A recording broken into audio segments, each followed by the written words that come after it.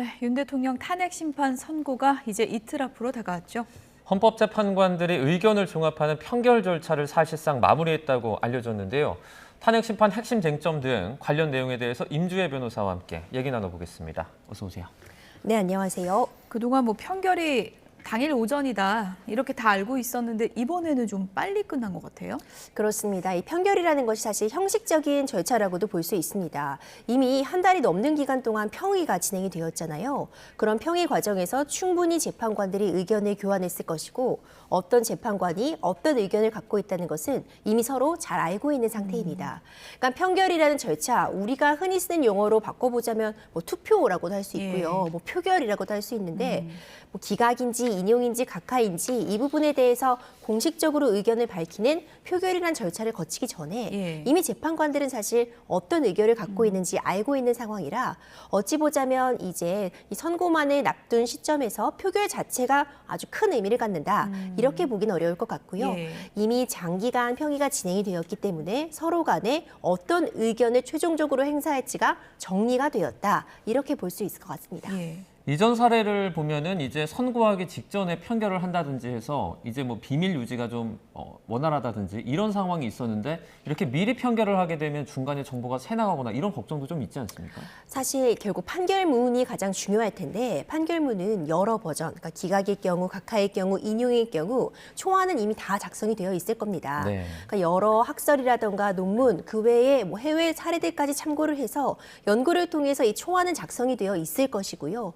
최종적으로 평의를 진행하면서 어느 쪽으로 결론이 내릴지를 지금 조율하는 과정이었다고 보는데 그러니까 공식적인 판결이라는 절차가 있기 이전에 이미 아마 결론을 서로 알고 있는 상황일 겁니다.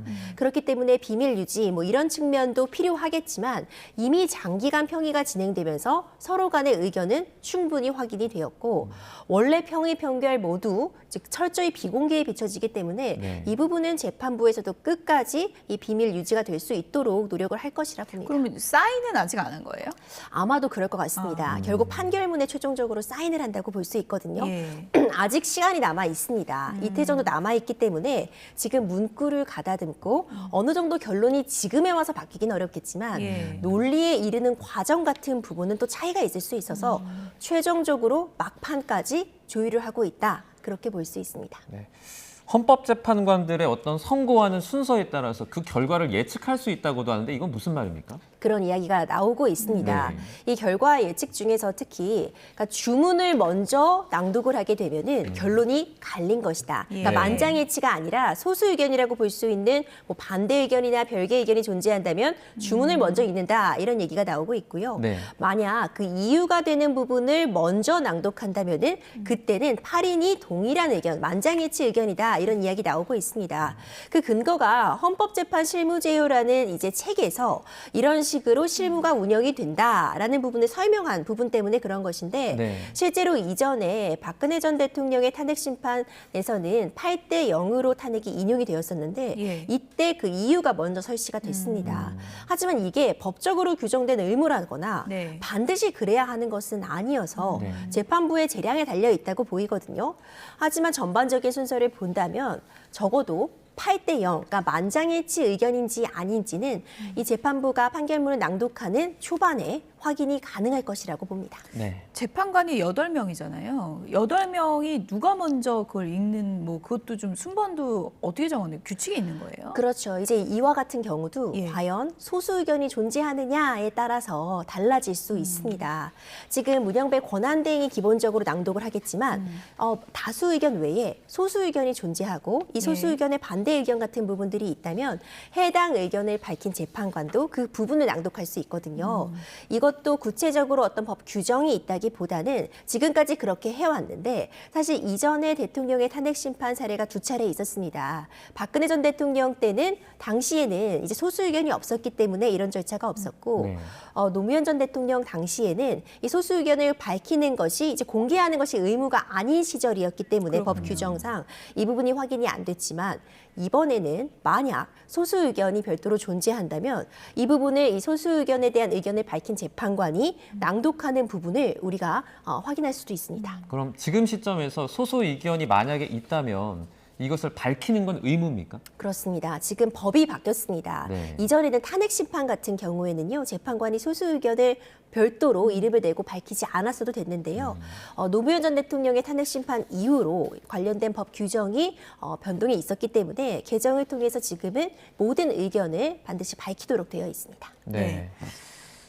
일단 뭐 여러 가지 이제 쟁점들이 많고 지난 변론기일에서 나왔던 증인들의 이제 진술을 토대로 헌법재판관이 그리 이제 판단을 하게 될 텐데 증인 그 신문 과정에서 나왔던 내용들을 저희가 지금 쭉 복기를 해보면 엇갈린 내용들도 상당히 많았잖아요. 그 부분은 재판관들이 최종적으로 어떻게 판단을 하게 되는 겁니까? 그렇죠. 이제 신빙성이라는 게 문제가 됩니다. 그러니까 네. 신빙성은 여러 가지 진술이나 증언이 있을 때 어느 정도로 믿을만한가라는 부분을 보게 됩니다. 사실 진술도 그렇고 증언도 그렇고 객관적인 사실에 부합하는 것이 가장 바람직하겠지만 결국 가장 중요한 부분은 내가 기억나는 대로 진술하고 내가 기억나는 대로 증언을 하고 있는가입니다. 네. 그래서 신빙성, 얼마만큼 믿을만한가가 중요한 것인데 윤석열 대통령 탄핵 심판에서는 이 신빙성이 문제될 만한 부분들이 다소 존재했습니다.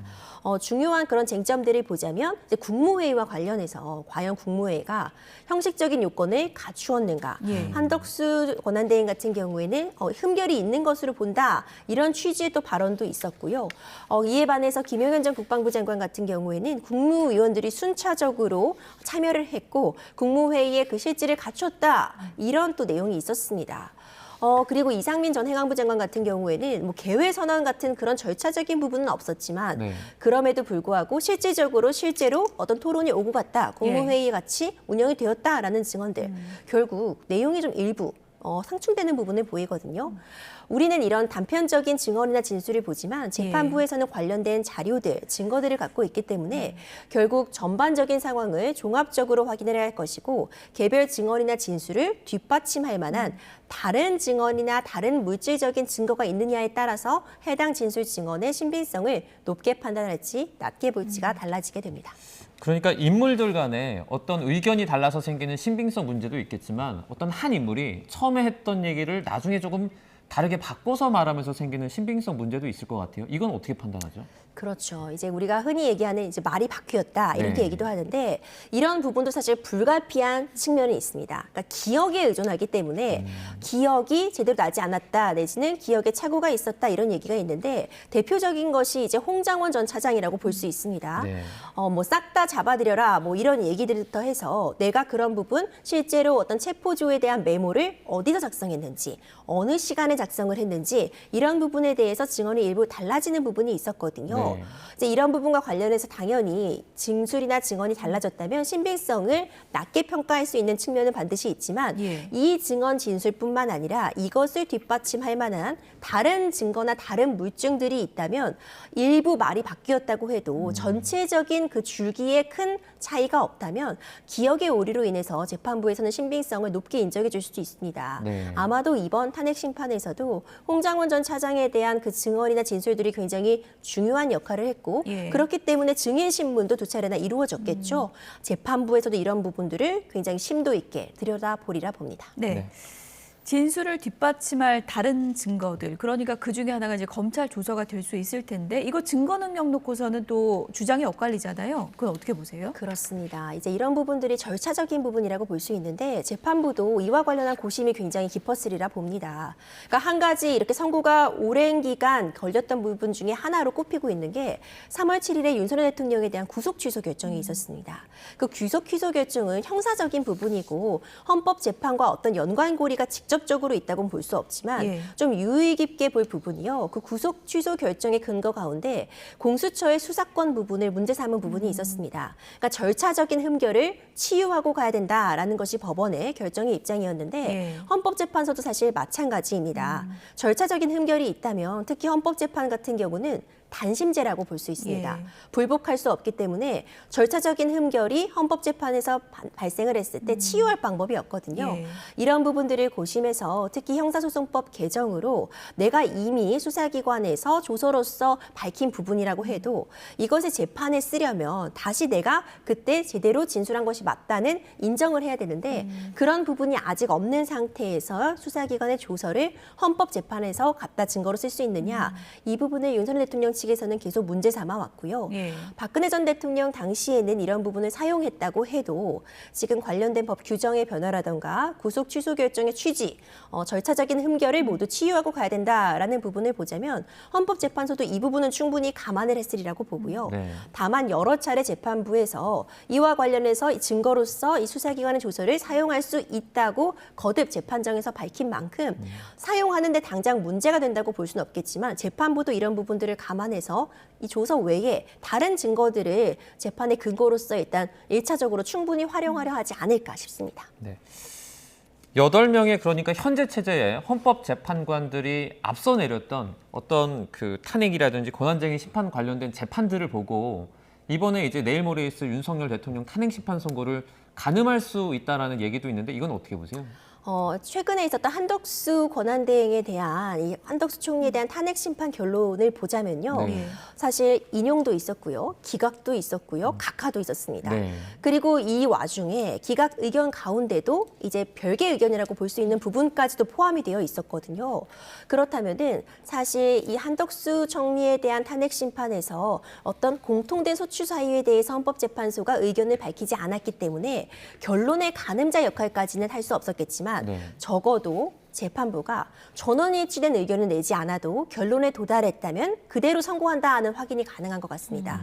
그렇기 때문에 이전에는 만장일치 결론을 내려고 하기 때문에 선고 기간이 길어진다라는 예측들이 많았는데 그 부분도 당연히 만장일치를 일단 시도하려는 움직임은 있었겠으나 네. 결론에 도달했다면 굳이 만장일치가 아니어도 아마도 재판부에서는 재판부 개개인, 재판관 개개인의 판단대로 결론을 내릴 것이다. 이 부분은 좀 예측이 될 것 같습니다. 네. 한덕수 총리 탄핵 선고 때는 이제 의견이 다 여러 가지로 엇갈렸고 또 앞서서 뭐 감사원장 탄핵 관련해서는 또 한쪽으로 또 쏠렸고 이렇다 보니까 뭐 전례만 분석해서는 또 알 수가 없다 이런 의견도 있는 것 같고요. 그렇죠. 결국 탄핵 심판은요. 지금 문제가 되는 소추 사유가 헌법과 법률에 위반되는 부분이 있는지 예. 위반의 경우가 중대한지에 따라 결론을 달리합니다.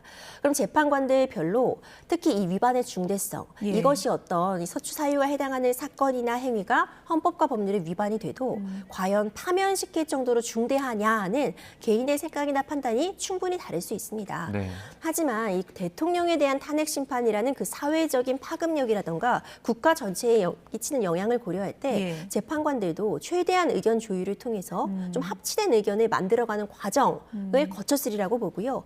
결국 국민들을 설득시켜야 하는 과정입니다. 판결문으로서 국민들에게 이 결론을 납득시키고 이해시키는 것은 이제 재판관들의 몫이기 때문에 마지막 순간까지도 이 판결문을 다듬는 작업을 하고 있을 것이다. 저는 그렇게 보고 있습니다. 네. 일각에서는 마은혁 재판관 후보자가 들어가도 이제 변수로 작용할 수 없을 만큼의 그 상황이 돼서 이렇게 판결을 내리는 거다라는 얘기가 있거든요. 그러니까 5대 3은 아니다. 예컨대 4대 4나 6대 2 이렇게 양옆으로 벌어졌다라고 하는데 이건 어떻게 보세요? 사실 어디까지나 예측에 불과합니다. 네. 사실상 지금 시점에서 마은혁 후보자가 만약 임명이 된다고 해도요. 이 선고에 참여하기는 좀 어렵습니다. 네. 이미 평의가 거의 다 진행이 되었고 선고만 남은 시점인데 마은혁 후보자가 참여하려고 한다면 변론 갱신해야 됩니다. 그럼 변론 다시 재개해야 되고요. 평의도 거쳐야 된다면 물리적인 시간이 너무나도 길게 걸리거든요. 네. 이런 부분을 보자면 충분히 예측은 가능하지만 예. 실현은 좀 가능하기 어려운 해석이다 이렇게 보여집니다. 예측을 너무 오래 해서 솔직히 좀 시청자분들도 많은 피로함이 있을 것 같은데 이제 이틀 후면 진짜 안 해도 될 것 같습니다. 이런 예측 지금까지 임주혜 변호사였습니다. 고맙습니다. 고맙습니다.